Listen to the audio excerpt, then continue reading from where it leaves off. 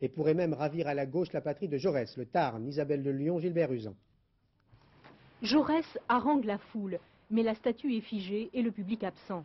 Le Tarn, patrie du grand homme socialiste, est sur le point de basculer à droite. La gauche remet en jeu 17 sièges sur les 25 qu'elle détient au Conseil général.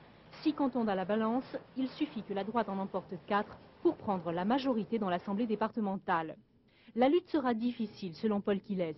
Le Tarn est son fief et il a soutenu tous les candidats socialistes en lice. Selon lui, les déçus du gouvernement Balladur ne se sont pas manifestés au premier tour, ils se réveilleront pour le second. Dans un contexte de décentralisation qui existe depuis une dizaine d'années, le rôle du Conseil général est important. Et le fait que la majorité du Conseil général du Tarn soit actuellement à gauche, ça peut être un contrepoids à certains excès, à certaines dérives de la politique nationale, de la politique du gouvernement actuel. C'est à Castres que se joueront 2 des batailles décisives, avec une incertitude quant au report des voix du Front National qui a obtenu là jusqu'à 13% des suffrages exprimés. La droite qui se dit modérée aura-t-elle besoin de les séduire?